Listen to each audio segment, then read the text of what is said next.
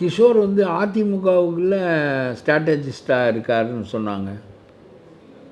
கிஷோர் இப்பொழுது இவரிடம் வந்திருப்பதே அதிமுகவையும் நம்ம விஜயையும் இணைப்பதற்காகத்தான் இருக்க என்று நினைக்கிறேன். எத்தனை ஸ்ட்ராட்டஜிஸ்ட் வைத்துக் கொள்வார் இந்த விஜய்? அந்த ஆள் ஒரு விளங்காத ஜான் ஆர்வமா, அவன் பேர் என்ன, அந்த ஆள் பேர் ஜான் ஆரோக்கியசாமி. அப்புறம் நம்ம இவர் ஆதன், அவர் பேர் என்ன, ஆதவ அர்ஜுன். இப்பொழுது கிஷோர், இன்னும் இருப்பவர்கள் பூரா மொத்த குத்தகையாக எடுத்து வைத்துக் கொள்வார் பிறகு. நான் கேள்விப்பட்டது கிஷோர் அதிமுகவுக்கு வியூக வகுப்பாளராக செயல்பட போகிறார், உத்திகளை வகுப்பவராக. அந்த வியூகம் என்கின்ற வட சொல்லை விட உத்தி என்பது நல்ல தமிழ் சொல். உத்திகள் வகுப்பாளராக, ஸ்ட்ராட்டஜிஸ்டாக அவர் அதற்கு செயல்படுகிறார் என்று சொன்னார்கள். அவருக்காகத்தான் இங்கே பேச வந்திருப்பார். 2 பேரும் சேர்த்து எப்படி கொண்டு செலுத்தலாம் என்று பேசுவதற்காக வந்திருப்பார் என்று தான் நான் நினைக்கின்றேன்.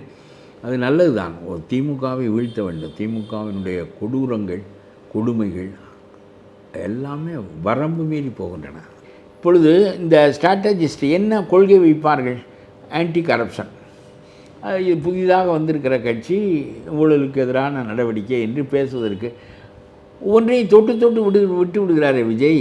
பரந்தூருக்கு போனார், பரந்தூரை ஒரு முடிவு கொண்டு வர வேண்டாமா? அடுத்தடுத்து நெருக்கடி கொடுத்து பரந்தூர் திட்டம் கைவிடப்பட்டது என்று ஸ்டாலின் சொல்லுகிற அளவுக்கு நெருக்கடி கொடுக்க வேண்டாமா? மக்களுக்கு நல்லது செய்யணும் இந்த ஸ்ட்ராட்டஜிஸ்ட் இருப்பாங்களா, இல்லை தான் ஸ்ட்ராட்டஜிஸ்ட் வகுக்கிற பணத்தை வாங்கிட்டு அதோட உத்திகளை வகுக்கின்றவனுக்கு என்ன தெரியும் என்றால், அவன் இந்த யார் அந்த சார் என்ற ஒரு உத்தியை அதிமுகவுக்கு வகுத்து கொடுத்தது இவர்தான் என்று சொல்கிறார்கள்.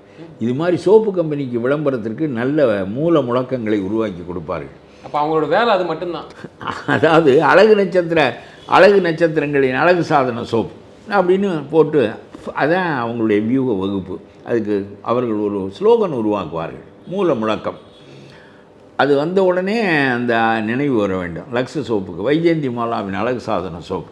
இதுதான் லக்ஸை எப்படி விளம்பரப்படுத்துவது? லக்ஸை வாங்கு என்று எப்படி சொல்வது? அது நல்ல சோப்பு, அழுக்கு போக்கும் என்றால் வாங்க மாட்டான். வைஜெயந்தி மாலாவின் அழகு சாதன சோப்பு என்றால் வாங்க மாட்டான் அந்த காலத்தில். இப்பொழுது வேறு பேரை போட்டுக்கொள்வார்கள்.